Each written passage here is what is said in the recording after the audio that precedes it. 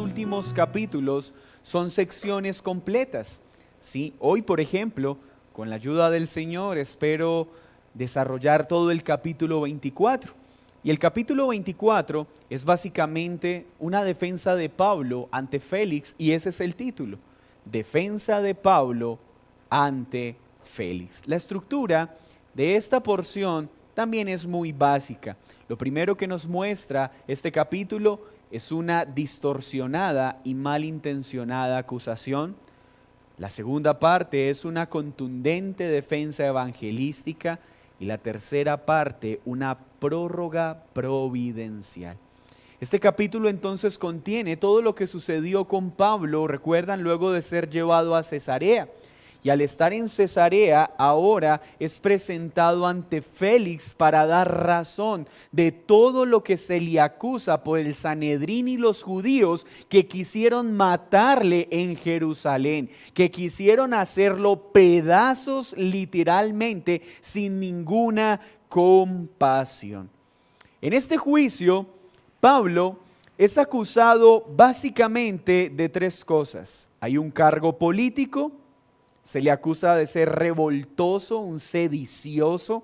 Recuerden que en los tiempos del Imperio Romano esto era un gran problema, porque todo el que era declarado un hombre contencioso o revoltoso era literalmente llevado a pena de muerte. Y dos acusaciones de carácter religioso. La primera, ser líder de una secta llamada los Nazarenos. Y la tercera acusación religiosa, profanar el templo.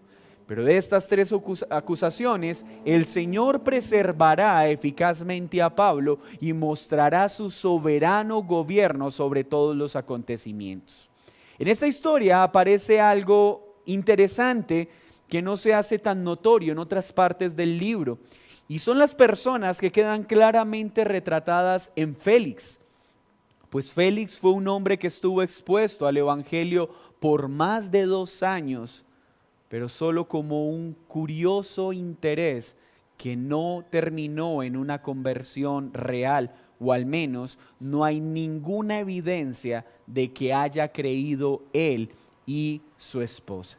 Por la extensión del texto, vamos entonces a ir leyendo y vamos a tratar de desarrollar la enseñanza a la vez que leemos los pasajes. Acompáñenme a leer los primeros versículos en Hechos capítulo 24. 5 días después descendió el sumo sacerdote Ananías con algunos de los ancianos y un cierto orador llamado Tértulo, y comparecieron ante el gobernador contra Pablo. Y cuando éste fue llamado, Tértulo comenzó a acusarle diciendo. Entonces la primera parte, viaja el Sanedrín, particularmente, bueno, no el Sanedrín, los representantes escogidos del Sanedrín. Ananías es el mismo que ordenó a Pablo unos capítulos atrás de abofetearlo. Recordemos que Ananías fue uno de los sumos sacerdotes más perversos que tuvo Israel, corrupto. Y tenía grandes intereses económicos que se estaban viendo afectados notablemente por la enseñanza de Pablo, apóstol de Jesucristo. Pero dada la circunstancia y dado al entorno cultural en el que se encontraban, este perverso y astuto sumo sacerdote viaja en compañía de algunos representantes del Sanedrín, pero contratan a un orador llamado Tértulo. Este orador era un abogado.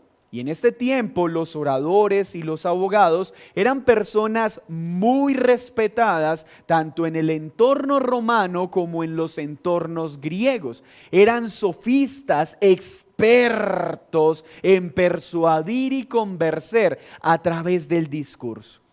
Note entonces el nivel de maldad del Sanedrín, que están acudiendo a hombres para lograr el cometido de que Pablo sea arrancado de este mundo a como dé lugar.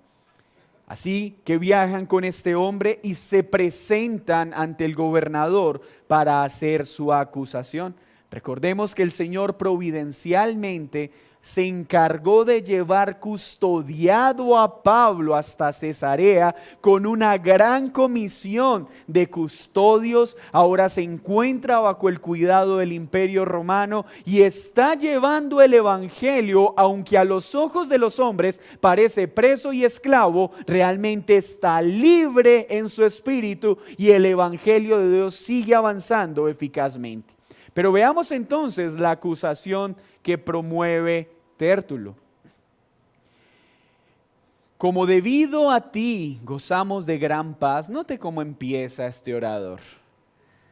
Y muchas cosas son bien gobernadas en el pueblo por tu prudencia, oh excelentísimo Félix, lo recibimos en todo tiempo y en todo lugar con toda gratitud. Pero por no molestarte más largamente, te ruego que nos oigas brevemente conforme a tu equidad. ¡Qué gran mentiroso es este tipo! La adulación es uno de los medios más comunes para tratar de doblegar la voluntad de los hombres incrédulos. Y una buena forma de conocer a un engañador, mentiroso y malintencionado es a través de la adulación. Y los oradores de esta época se caracterizaban por ensalzar y adornar a los gobernantes para ganar su favor. ¿Y por qué podemos decir que es un gran mentiroso? Primera afirmación mentirosa: debido a ti gozamos de gran paz. Mentiras. El gobierno de Félix fue tan malo que el emperador le quitó su cargo 2 veces.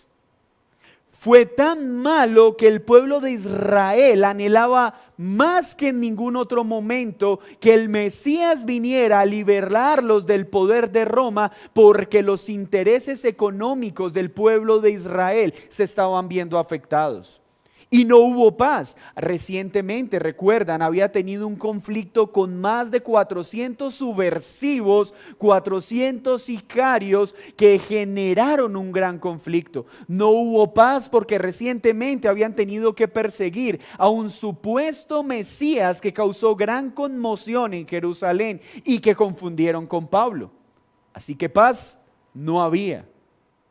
Pero segunda mentira: y muchas cosas son bien gobernadas en el pueblo por tu prudencia. Este hombre tenía cualquier cosa menos un buen gobierno y menos prudencia. Oh excelentísimo Félix, lo recibimos en todo tiempo y en todo lugar con toda gratitud. La adulación es una cosa terrible. Pero no por molestarte más largamente, te ruego que nos oigas brevemente conforme a tu equidad. Veamos entonces qué dice. Porque hemos hallado que este hombre es una plaga. ¿De quién están hablando? De Pablo. Promotor de sediciones entre todos los judíos por todo el mundo. Cabecilla de la secta de los nazarenos. Además intentó también profanar el templo y prendiéndole quisimos juzgarle conforme a nuestra ley. Pero interviniendo el tribuno Lisias con gran violencia, le quitó de nuestras manos, mandando a sus acusadores que viniesen a ti. Tú mismo pues al juzgarle podrás informarte de todas estas cosas de las que le acusamos. ¿Qué está haciendo Tértulo en esta acusación? Primero, le está diciendo que no solo debe emitir juicio contra Pablo, sino contra Claudio de Lisias, porque se entrometió en la sentencia que querían efectuar sobre Pablo. En este momento particular del Imperio Romano, Roma le había concedido al pueblo de Israel que podía ejecutar pena de muerte sobre todos aquellos que profanaran el templo. Roma respaldaba ese criterio de su fe. Así que lo que Tértulo le está diciendo: pero ese siervo tuyo no respetó el acuerdo que Roma tiene con el Sanedrín y debía entregarnos este hombre para matarlo, pero en lugar de hacerlo lo quitó con violencia. Así que estos hombres no solo quieren la vida de Pablo, sino de todos aquellos que protegieron e impidieron que Pablo fuera asesinado. Versículo 9. Los judíos también confirmaban diciendo ser así todo. Recuerda que Ananías viajó con otros ancianos porque lo hizo. Porque para los judíos un testimonio debía ser corroborado mínimo por 2 testigos para que fuera válido. Hermanos, ¿se están dando cuenta el perverso proceder de los religiosos de este tiempo, miembros del Sanedrín? Estaban tejiendo una gran conspiración y mentira utilizando el nombre de Dios y el testimonio de varios testigos para cometer un crimen. Y aunque ya lo hemos mencionado muchas veces, recordemos que este es un gran mal del espíritu religioso. Es ciego ante el pecado. Solo están interesados en obtener lo que quieren, pero no son conscientes de su propio pecado y de su propia maldad. Están diciendo que Pablo entonces es literalmente un mercenario, un hombre que está alterando no solo el pueblo de Israel, Jerusalén, sino el mundo conocido de ese tiempo. Están diciendo literalmente en la traducción del original es que es un hombre pestilento. Como pestilencia avanzan sus enseñanzas por todo el mundo. Y aunque el título es despectivo, qué gran verdad estaba diciendo este mentiroso. Así estaba avanzando el evangelio. Porque detrás del avance del evangelio no está Pablo, está Dios. Y el evangelio está llegando a todo el mundo, aunque muchos enemigos se han levantado. Versículo 10. Habiéndole hecho señal al gobernador a Pablo para que hablase, éste respondió. ¿Qué pasó acá? ¿Por qué el gobernante le da la palabra a Pablo? Porque estaba observando que no habían evidencias que soportaran las afirmaciones de Tértulo. Ahora le dice entonces a Pablo que tome la palabra. Miren cómo Pablo aborda la situación. Porque sé que desde hace muchos años eres juez de esta nación. Con buen ánimo haré mi defensa. Como tú puedes cerciorarte, no hace más de 12 días que subí a adorar a Jerusalén. ¿Notan la diferencia cómo se dirige? Lo reconoce como autoridad. Claro, Félix llevaba ya casi 5 años gobernando. Y está reconociendo que él es juez de la nación. Que él tiene una autoridad embestida sobre sus hombros, pero no lo adula. No busca ganarse su favor con falsos términos, reconoce su autoridad. Pero su defensa no está en ganarse el favor de este hombre. Su defensa está en confiar plenamente en el Dios en el que ha creído. Pues en los juicios romanos podían presentar un abogado. Obviamente, Pablo no tenía cómo pagar un abogado. Pero Dios bien lo había preparado para dar defensa, porque de forma preciosa Jesús prometió que cuando tuvieran que dar defensa de la fe, aunque no supieran qué decir, ¿quién hablaría por ellos? El Espíritu Santo. Y vemos cómo Pablo de manera magistral, precisa y gloriosa presenta su defensa. Pero va a haber algo interesante en su defensa. Pablo siempre que tiene la oportunidad de defenderse, convierte sus defensas en un discurso evangelístico. Por eso, esta es una acertada defensa evangelizadora. Va a aprovechar, defender la situación para predicar y mostrar quién es Cristo. Entonces, miren lo que dice.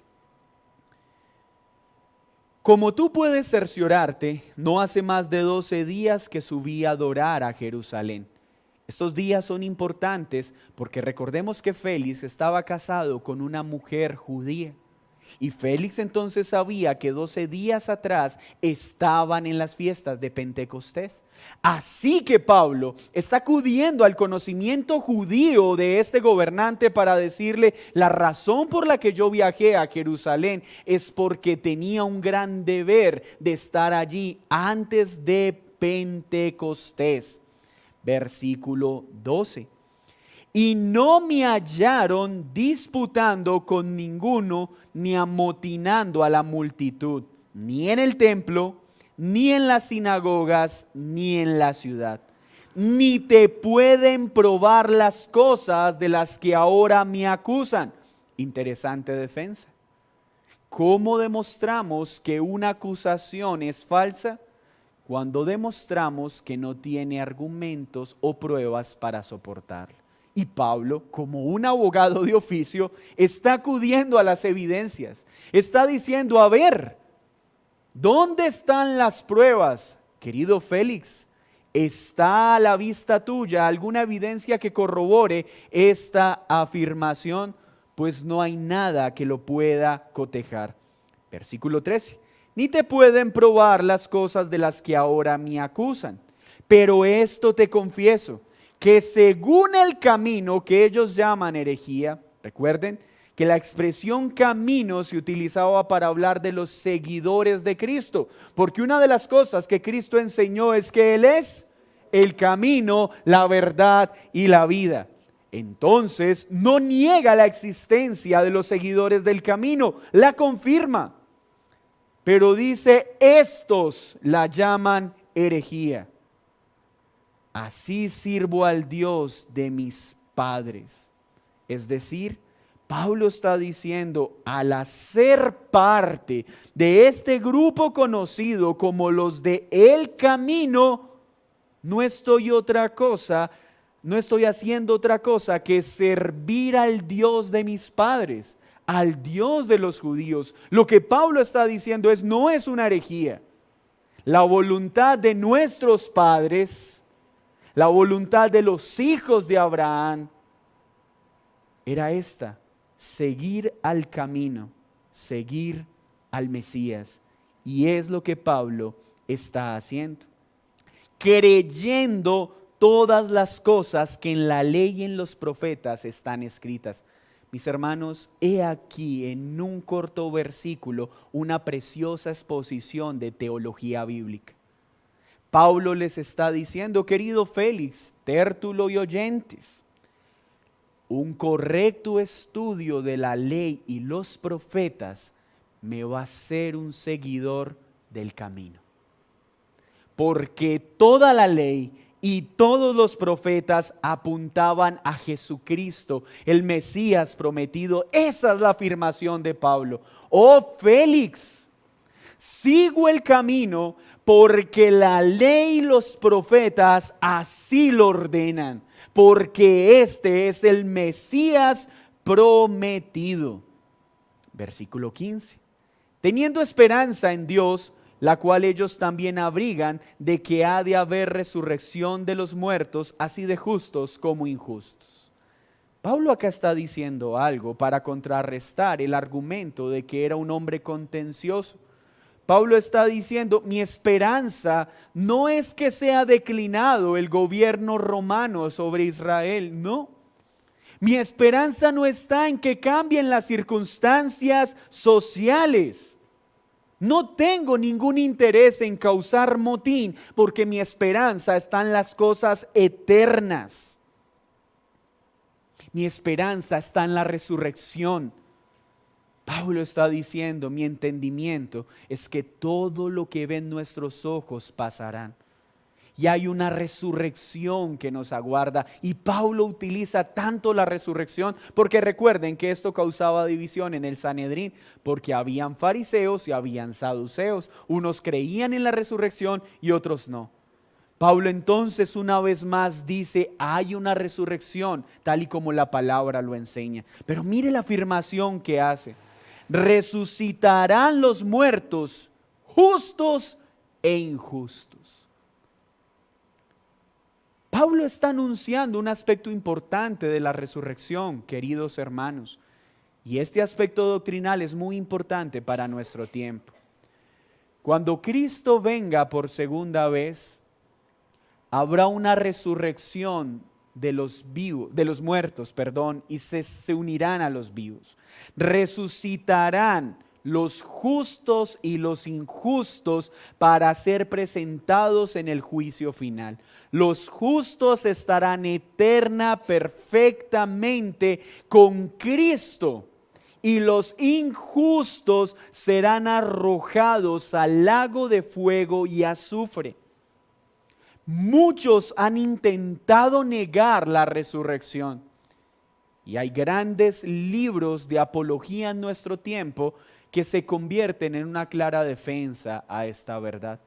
Bien hemos hablado que si alguien quiere demostrar que el cristianismo es una gran mentira, solo tiene que hacer una cosa: demostrar que la resurrección no se dio. Pero la resurrección no solo se dio, sino que históricamente es innegable. Pero también está preparando a su audiencia para establecer una verdad. Hay un juicio, y hay un juicio que viene. Y la esperanza de un creyente, al igual que Pablo, no está en los cambios que se den en nuestras esferas sociales o de gobierno. Oramos para tener buenos gobernantes. Oramos para que nuestra tierra goce de paz y tranquilidad. Oramos para que el Señor minimice y, si fuese posible, acabe con el conflicto armado y la corrupción que daña nuestra tierra. Pero nuestra esperanza no está en eso. Mis hermanos, ahora que se acercan otra vez las elecciones, nuestra esperanza no está en los hombres. Nuestra esperanza no está en los gobiernos. Nuestra esperanza está en el camino, en Cristo, en que Él viene pronto a juzgar a los vivos y a los muertos. Versículo 16. Y por esto procuro siempre tener una conciencia sin ofensa ante Dios y ante los hombres. Pero pasados algunos años vine a hacer limosnas, ofrendas, aminación y presentar ofrendas. Versículo 18. Estaba en ello cuando unos judíos de Asia me hallaron purificado en el templo, no con multitud ni con alboroto. Pablo entonces está mostrando la razón por la que viajó a Jerusalén. Su razón tenía un aspecto piadoso que para Félix fue importante escucharlo, porque dentro de las provisiones o solicitudes propias que se hacía al pueblo de Israel era ser generoso con el necesitado y el pobre de tu pueblo. Pablo entonces está diciendo: querido Félix, yo viajé a Jerusalén primero para adorar al Dios vivo del cual habla la ley y los profetas. Fui al templo porque considero que es un lugar en el cual se puede adorar al Dios vivo y no tengo nada en contra de él, ni en contra de la idea judía de alabar al único Dios vivo y verdadero. No vine a causar motín, sino a ayudar a los hermanos en necesidad. Pero como notaremos más adelante, esta afirmación despertó la avaricia de Félix. Por esa razón, Félix decidió tenerlo preso durante 2 años, esperando a que Pablo en algún momento le pagara soborno por su libertad. Pues imagínense en la mente de Félix, un hombre que viajó por todo el mundo conocido, recogiendo ofrendas para ayudar a los pobres. Muy seguramente tendría una suma de dinero bastante interesante en sus arcas. Pero poco conocía el camino, porque Pablo fácilmente, al igual que Pedro o Juan, si le hubieran pedido dinero, hubiera tenido que responder lo mismo: de lo que tengo te doy. Porque ellos no cargaban el dinero de la iglesia. Los apóstoles de ese tiempo, a diferencia de los apóstoles falsos de este tiempo, no manejan las finanzas de la iglesia. Las ayudas que recibían las entregaban directamente para que la iglesia las administrara. ¿Qué diferencia entre esos apóstoles y los de ahora? Los apóstoles de antaño recogían y daban a la iglesia. Los apóstoles de ahora le quitan todo a la iglesia y se lo guardan para ellos. Qué importante es conocer la Escritura. Versículo 18. Estaba en ello cuando unos judíos de Asia me hallaron purificado en el templo, no con multitud ni con alboroto. Ellos debieran comparecer ante ti y acusarme si contra mí tienen algo. ¿Por qué Tértulo no viajó con estos hombres, sino con miembros del Sanedrín? ¿Por qué Ananías no llamó a los judíos de Asia? Porque la acusación que estaban haciendo era falsa, porque Pablo no estaba haciendo lo que ellos mencionaban. Entonces Pablo ahora con una actitud firme les dice, vamos, si tienen algo contra mí, demuéstrenlo. Versículo 20. O digan estos mismos si hallaron en mí alguna cosa mal hecha cuando comparecí ante el concilio. Mis hermanos, Pablo no solo tenía un carácter firme, sino un testimonio ejemplar. Una de las cosas por las que nosotros debemos orar es que nuestro testimonio sea intachable y nuestra conducta recta, para que el día que seamos acusados de manera mentirosa y falsa, nuestras acciones sean nuestra propia defensa. Pero ¿se imaginan donde Pablo hubiera tenido algo oculto? Donde hubiera tenido un pecado secreto, donde hubiera tenido una mancha o tacha en su proceder, hubiera quedado sin legítima defensa en medio de estos hombres. A no ser que estando entre ellos prorrumpí en alta voz acerca de la resurrección de los muertos, soy juzgado hoy por vosotros. ¿Qué defensa la de Pablo? Deja claro, se me acusa de un aspecto político, no hay cómo argumentarlo. No soy un revoltoso ni un sedicioso. Segundo argumento, se me acusa de ser parte o líder de una secta. Falso, porque sí tengo autoridad en medio de un grupo de hombres que siguen el camino, pero la razón por la que hago parte de ese grupo es porque es un acto de obediencia a la ley y a los profetas. Y tercera acusación, ¿estabas profanando el templo? De ninguna manera, por el contrario, me estaba purificando en él. Ahora dice, los revoltosos no fui yo. Los revoltosos fueron esos judíos de Asia que causaron un alboroto sin justa razón. Así que Félix, si el argumento que Tértulo te presenta para pedir mi vida en sus manos no se convierte más que en una razón para que tomes la vida de todos los judíos revoltosos de Asia que trataron de matarme. El perseguidor, perseguido. 22. Entonces Félix, oídas estas cosas, estando bien informado de este camino. ¿Cómo? Félix ya había oído de Jesús. Félix ya había oído de la vida cristiana. ¿Y recuerdan por qué? Porque Claudio de Lisias le mandó una carta explicándole todo. Hermanos, ustedes observan la providencia de Dios en todos los detalles. Antes de que Pablo llegara a predicarle de Cristo a Félix, Dios ya se había encargado de predicarle a Félix de Cristo a través de un incrédulo. Mis hermanos, Dios habla a través de quien quiere, como quiere, en el momento que quiere. Entonces, dice el texto, les aplazó diciendo, cuando descendiere el tribuno Lisias, acabaré de conocer de vuestro asunto. Acá entonces se da la prórroga providencial. ¿Por qué providencial? Porque vamos a ver que aunque Félix tenía un interés perverso y económico, Dios en su providencia permitió que Félix no liberara aún a Pablo. Dentro del decreto de Dios y del propósito de Dios era necesario que Pablo permaneciera un tiempo en Cesarea. Pues a los ojos nuestros, pobrecito Pablo que estaba preso, a los ojos de Dios, oh amado Pablo, estás en el lugar que quiero, haciendo lo que quiero, y yo me encargo de cubrir tus gastos. Veámoslo entonces. Cuando descendiere el tribuno Lisias, acabaré de conocer de vuestro asunto. 23. Y mandó al centurión que se custodiase a Pablo, pero que se le concediese alguna libertad y que no impidiese a ninguno de los suyos servirle o venir a él. Mis hermanos, estas cosas solo Dios las puede hacer.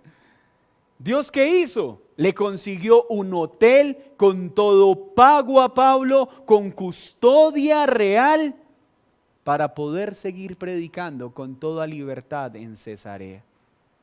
En este tiempo en Cesarea, los hermanos de Cesarea fueron afirmados, pues podían entrar libre y continuamente a hablar con Pablo. Creyentes de toda Palestina viajaban en este momento de prisión, entre comillas, para ser afirmados en la fe y que la iglesia pudiera seguir avanzando sólida en la verdad del Evangelio. Mis hermanos, la lógica de un Dios santo y perfecta es abismalmente distinta a nuestra pobre y común lógica. Lo que para nosotros a veces parece no tener sentido, en manos de un Dios santo, todo encaja perfectamente en sus designios y en sus propósitos.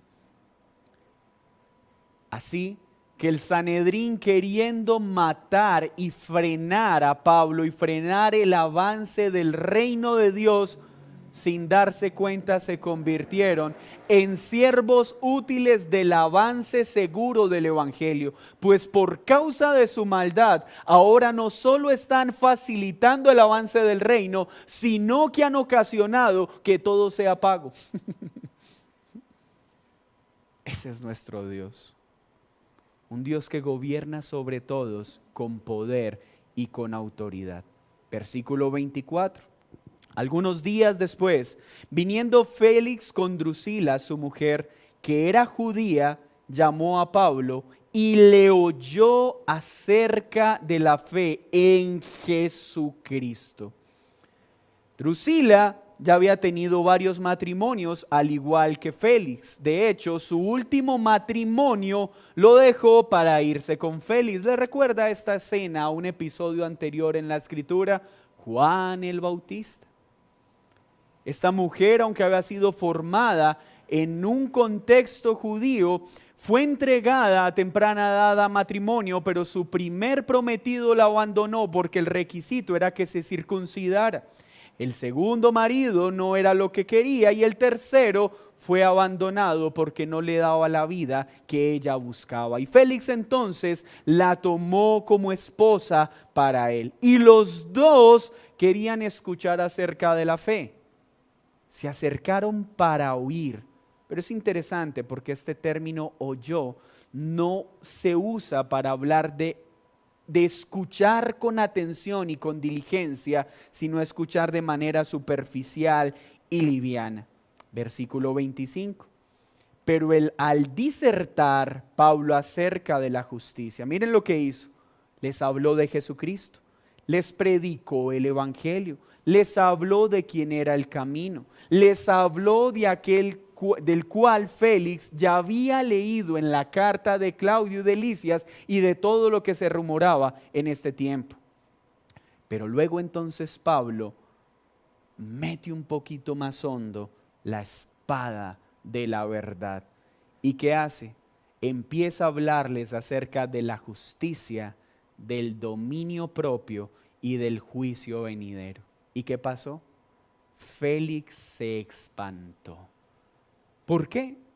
Porque Pablo entonces presentó la justicia de Dios, no la justicia en términos humanos. Recuerden que en este tiempo muchos hacían gala de ser justos en términos humanos. Pero Pablo en su disertación se encarga de mostrarle que es la justicia en términos bíblicos, todo aquello que es agradable a Dios y está sujeto a sus mandamientos. Al exponer entonces lo que es justo, luego le dice, pero también es importante en la vida de aquellos que siguen la justicia que tengan dominio propio, que no sean llevados por sus pasiones y por sus deseos carnales, que actúen con entendimiento. ¿Qué atacó Pablo? Directa, diplomática, radical y contundentemente. La unión ilegítima entre Félix y su esposa. Pero no los dejó ahí. No solo mostró lo que es justo, no solo mostró el papel del dominio propio, sino que les dejó algo claro: las consecuencias de aquellos que no gozan del dominio propio y de la justicia que opera en Jesucristo el camino. Pues aquel que en Cristo no haya sido declarado justo, aquel que no esté en Cristo jamás tendrá dominio propio sobre sus pasiones, recibirá el temible juicio venidero. Mis hermanos, qué importante es tener una comprensión clara del Evangelio. Pues la verdad del Evangelio nos muestra que hay un hombre pecador que está bajo la justa ira de un Dios santo, pero que este santo Dios, por gracia, ha enviado a Jesucristo para salvar y perdonar y declarar justo a los pecadores que creen en Él y se arrepienten de su pecado. Y aquellos que creen son declarados justos, reciben el Espíritu de Dios que trae como fruto el amor, la paz, la alegría, la paciencia, la amabilidad, la bondad, la fidelidad, la humildad y el dominio propio como don, para que cuando llegue el día venidero no seamos tratados con los injustos, sino con los justos por Cristo. Mis hermanos, el Evangelio siempre producirá solo dos efectos posibles: fe y arrepentimiento, o espanto y terror. Veamos qué sucede. Félix se espantó y dijo: ahora vete, pero cuando tenga oportunidad te llamaré. Esperaba también con esto que Pablo le diera dinero para que le soltase. Ven que la intención no era tanto oír la verdad, por lo cual muchas veces lo hacía venir y hablaba con él. Pero al cabo de 2 años recibió Félix por sucesor a Porcio Festo, y queriendo Félix congraciarse con los judíos, dejó preso a Pablo. Félix fue llamado entonces para ser declinado de su cargo, y la razón era su pésimo manejo administrativo y de autoridad. Este hombre entonces, para congraciarse con los judíos, como quien dice, para que no acaben de dañar mi testimonio en Roma, he aquí les dejo este preso, tal y como ustedes lo quieren. Pero acá hay algo importante en Félix. Algunos textos de Occidente refieren que una de las razones por las que Drusila se acercó a su esposo para solicitarle que no dejara libre a Pablo es que, aunque no podía matarle, ella quería asegurarse de que no se siguiera enseñando que su unión con Félix era ilegítima. Textos históricos, no inspirados, pero que nos sirven de referencia. Pero hay algo importante. Dice que Félix muchas veces se reunió con Pablo durante 2 años. Félix es el claro retrato de que pueden haber muchos que continuamente se exponen al Evangelio, escuchan el Evangelio, pero no han creído el Evangelio. Félix es un vivo retrato de una gran masa de hombres que se mueven en el entorno religioso. Félix quería oír de Jesús, pero con la esperanza de recibir dinero de Pablo. Esa es la razón por la que muchos hoy se congregan en muchas iglesias. Quieren escuchar acerca de Jesús, pero no porque quieren vivir conforme a su justicia, no porque quieren vivir con dominio propio y no porque quieren ser librados del juicio venidero. Escuchan de Jesús porque quieren satisfacer su amor al dinero, pero en realidad no quieren seguirlo ni obedecerlo. ¿Qué aplicaciones podemos entonces sacar de este valioso capítulo? Primero, mis hermanos, que Dios es soberano, que Dios definitivamente gobierna sobre cada circunstancia, sobre cada gobernante y sobre cada autoridad. Y todo lo que Dios hace definitivamente tiene un interés, que el reino de Dios se siga extendiendo. Vemos que Dios cumple su palabra y Él prometió interceder y obrar mediante su Espíritu cuando los suyos fueran llevados a juicio y no supieran qué decir. Él les daría palabras para defenderse, y así pasó con Pablo. Este texto nos muestra que la iglesia naturalmente será perseguida, y en nuestro tiempo lo estamos viendo. Pablo y la enseñanza del camino era molesta para el imperio económico del Sanedrín y su manipulación religiosa. La mejor forma era sacarlo del camino. Así quieren hacer hoy con la iglesia. La iglesia hoy es molesta, es un estorbo para el avance de la agenda LGTBI. La iglesia es molesta para el avance de los modelos económicos y políticos que son contrarios a la palabra de Dios. Seremos una piedra en el zapato para ellos y querrán sacarnos del camino. Pero mis hermanos, el Señor nos sustentará. Sea en prisión o sea fuera de ella, seguiremos predicando la verdad del camino. Seguiremos predicando de su justicia. Seguiremos predicando del dominio propio. Seguiremos predicando del juicio venidero. Y a lo malo lo llamaremos malo y a lo bueno lo llamaremos bueno, cueste lo que nos cueste. Pues descansamos en que el Señor cuidará de nosotros en medio de ello. Y cuidar de nosotros significa que podemos vivir en Hotel 5 Estrellas con todo pago, predicando libremente a Cristo, o siendo apedreados como pasó con Esteban. A los dos los cuido, pero los cuido de formas distintas. Pero cuida a los suyos. Mis hermanos, es importante entonces que la iglesia continuamente se pregunte: ¿será que soy un Félix más? ¿Será que soy un hombre que solo está buscando escuchar de Jesús, no porque sea el único camino al cielo, no porque sea el único Salvador, sino porque quiero obtener un beneficio temporal de Él? Cuidado, porque tú puedes ser uno de esos que lleva mucho tiempo escuchando acerca de Jesús, pero sigues viviendo a tu manera. Sigues sin refrenar tus apetitos perversos. Y algo queda claro en esta noche: el día del juicio vendrá. Pablo lo enseñó. Y habrá una resurrección para buenos y malos. Pero el final no será el mismo. Pues los justos, los declarados justos por Cristo, estarán eternamente con Él.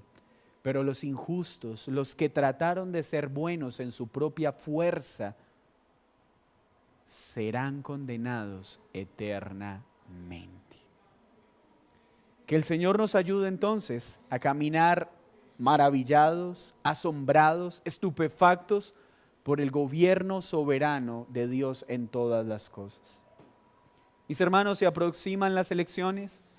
Debemos ser agentes sociales responsables, sí.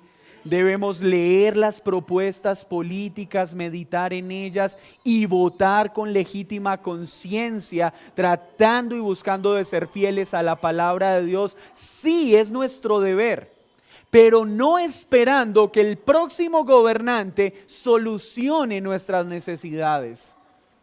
Nuestra esperanza está en Dios, no en nada de este mundo.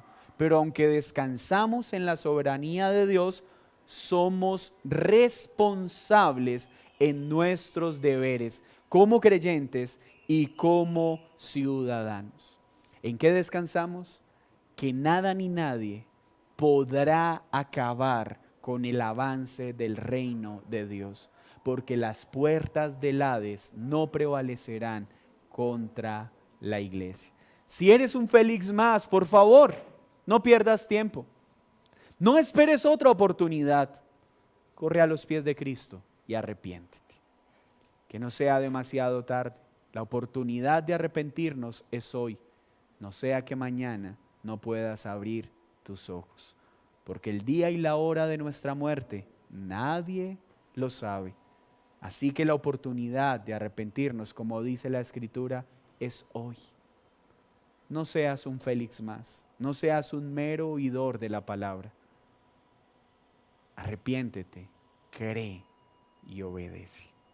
Señor, gracias por este juicio que nos provee de valiosos aspectos, la forma en que eficazmente avanzó tu reino en todos los rincones de este mundo. Gracias, Señor, porque eres tú quien provee la valentía a tus siervos para cumplir con el deber que les has comisionado. Pero al igual que Pablo, enséñanos a utilizar todas las oportunidades para hacer una defensa evangelística.